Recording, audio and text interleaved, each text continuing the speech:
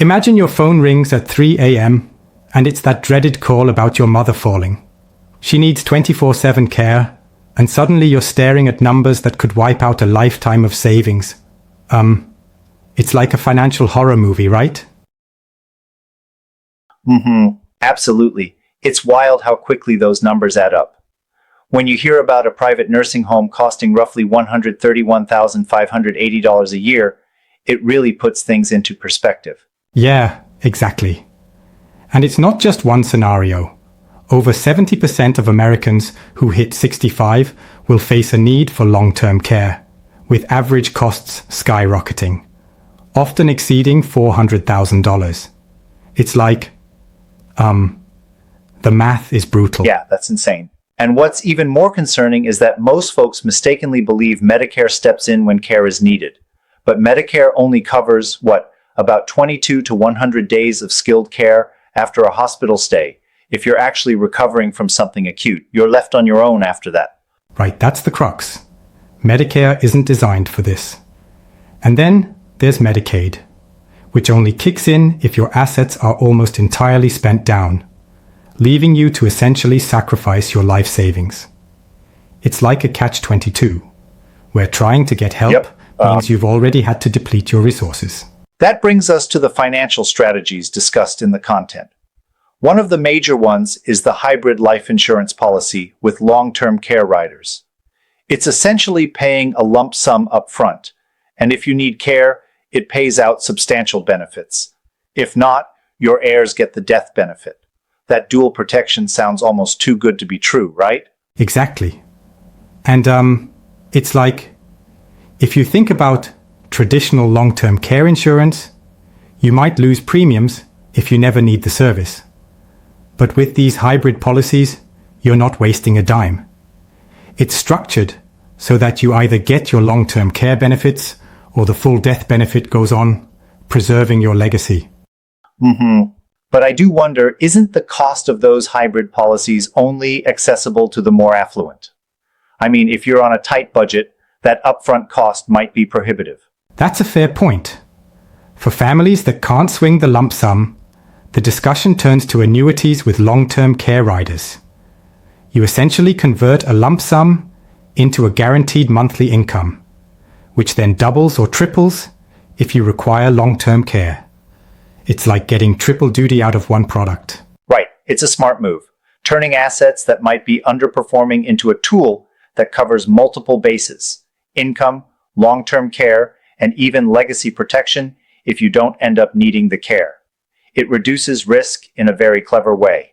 And then there's the whole Medicaid planning aspect with irrevocable trusts. This is a bit technical, but it's critical. You have to transfer your assets into these trusts more than 5 years in advance, what they call the 5-year look-back rule, so that when the time comes, Medicaid doesn't penalize you. And that's where timing is everything. If you're in your 60s and healthy, acting early can really protect your assets, right? Otherwise, waiting until, say, your mid-70s could leave you vulnerable to those penalties. Precisely. And don't forget about the exempt asset spend-down strategies. Simple moves like home improvements for accessibility, paying off debt, or even prepaying funeral expenses can lower your countable assets without triggering any Medicaid penalties. It's like making smart strategic moves with what you already have. Yeah, it's not about gaming the system, but rather making sensible, smart decisions that help preserve your quality of life, while also ensuring you're eligible for Medicaid when the time comes. And there's a really interesting approach that ties into family dynamics: the family caregiver agreements. You can actually set up a formal contract with a family member, usually an adult child, to provide care for you. This not only qualifies as a legitimate expense, but also helps reduce your countable assets. It's such a practical yet sensitive solution. Yes, but I want to respectfully challenge one thing here. While caregiver agreements help financially, they can sometimes, in practice, create emotional tension within families. It's a tricky balance between financial planning and family dynamics. I hear you, and that's a very valid point. It's not a one-size-fits-all solution. The key is to have clear, transparent communication about expectations, duties, and compensation, so everyone understands the arrangement. Ultimately, the goal is to protect family finances and maintain relationships in the long run. Exactly. And the real underlying issue, beyond just the numbers, is the emotional reluctance to face long-term care. Most families simply don't want to confront the inevitability of dependency and mortality. It's like ignoring the conversation might feel easier in the moment, but it sets the stage for financial disaster later. Absolutely. It's that denial trap. When you avoid discussing long-term care, you're not solving the problem. You're just postponing an eventual crisis. And then your children could be forced into impossible situations, quitting their jobs, draining their savings, or making sacrifices to step in as caregivers. And that can really lead to intergenerational tension. The content emphasizes that the most loving thing you can do is have those tough conversations with your family now, before the crisis hits. When you plan together, you avoid chaos and resentment later on.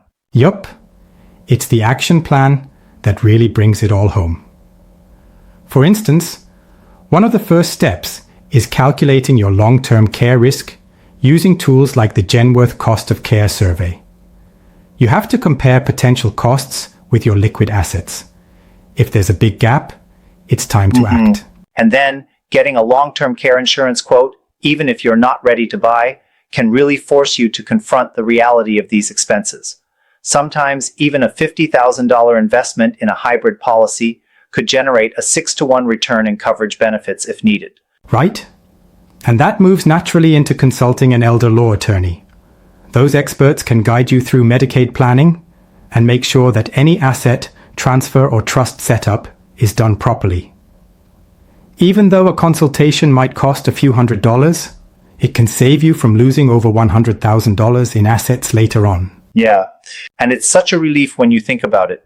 Having all your documents in order, like power of attorney, healthcare proxies, living wills, and trust documents, means that your wishes are clearly laid out. That level of preparedness really protects not just finances, but also your dignity. Exactly. Plus, the content really drives home the urgency. It's not a someday thing. If you're nearing 60 to 65 and still in good health, now is the time to lock everything in. Waiting longer means risking that precious window where planning is still effective and assets are still intact. Correct. Also, speaking of timing, I appreciate how the discussion emphasizes that every dollar counts, whether it's calculating the hidden costs of a 3.7-year nursing home stay or ensuring that every financial maneuver preserves what you have for your family's future. Yes, absolutely. The math is unyielding.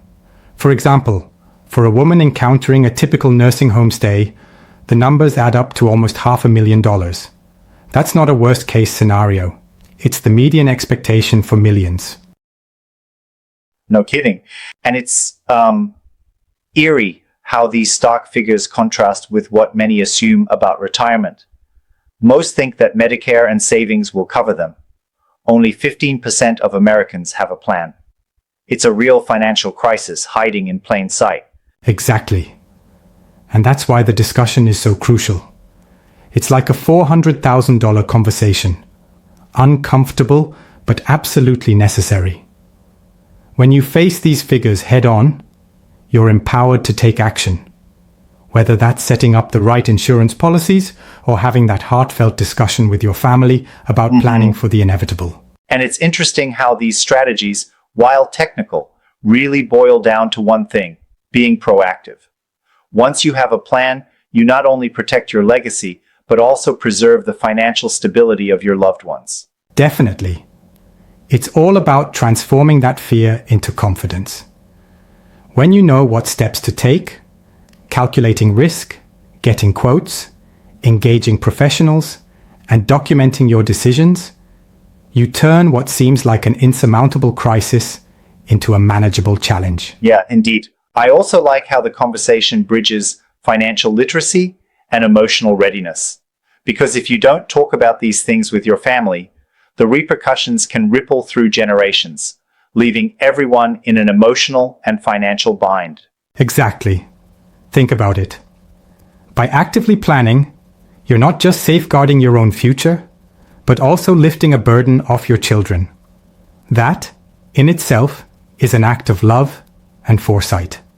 Absolutely true. And I have to say, it strikes me that while these strategies are robust, they really require a willingness to enter into an uncomfortable conversation.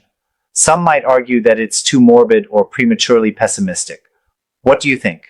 Well, I get that concern, but I think it's more about realism than pessimism. We all know life isn't guaranteed to be forever effortless. Facing facts, like your vulnerability, is empowering rather than debilitating, because it means you can plan and I see take your control. point. That makes sense. It's proactive, not fatalistic. And by tackling the conversation early, you're not just preparing for expenses, but also setting up safety nets that keep your family from financial heartbreak later on. Yep, exactly. And to cap it off, the action plan, calculating your risks, contacting insurers, consulting financial and legal professionals, and solidifying all estate plans, lays out a clear, step-by-step approach to ensure you're ready before that unexpected 3 a.m. call ever happens. Right on. It really is a wake-up call for everyone, no matter your situation. I mean, imagine transforming fear into measurable, manageable steps, turning a potential financial disaster into a proven strategy for security. Absolutely. And that transformation is the key takeaway. By facing these hard numbers and taking decisive steps now, you are ultimately preserving not just your savings or assets, but also the stability and well-being of those you love. A powerful reminder that even the most daunting, uncomfortable topics can lead us to real, tangible solutions. And that is, in a nutshell, what makes this conversation so essential.